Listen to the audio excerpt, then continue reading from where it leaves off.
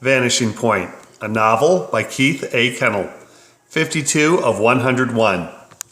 Risk and reward, Caleb said to himself as he turned east on Florida State Road 54. Risk and reward.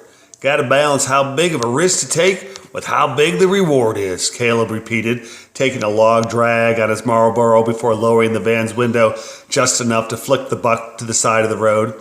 I'm gonna find you, Hot Mama. I'm gonna, and Lord, with your help, I'm gonna do it tonight.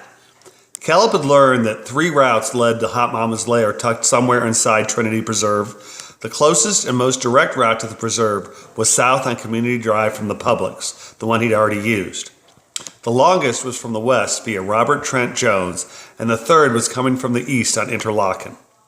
Having learned previously that Community and the Interlochen drives both led to the security gate just southwest of Interlochen Elementary, Caleb had hoped against hope that by entering from the west via Robert Trent Jones, he might access Trinity Preserve without activating the security gate and its attendant cameras. Looking for the treasure trove of information Google Earth and Google Street View could provide for reconnaissance, Caleb had driven south to the East Lake Public Library. Hoping to access the internet via an anonymous library computer hookup, Caleb had learned that in Florida, access to a computer is blocked unless one has a library card. Angry at a system that denied him access to something readily available in other states, Caleb had stifled his anger in order to remain, as Bishop liked to remind him, inconspicuous. Caleb was expert in gleaning information about locales via Google Earth and Google Street Views. He'd spent countless hours reviewing Google Maps and then zooming down via satellite image and the 360-degree ubiquitous view made possible by Google cameras. Denied access at the library, Caleb had been tempted to use his phone, just as he would were he not on Elo in business. The temptation, though great, was quickly set behind him. Bishop, via open-handed slaps and tongue-lashing, had forever chiseled in Caleb's brain the precept that Caleb was never to use his own phone to reconnoiter locations he and his fellow Army members would be visiting. Catching him in the act, his brother-at-arms had demanded, "What in the name of holy fuck do you think you're doing?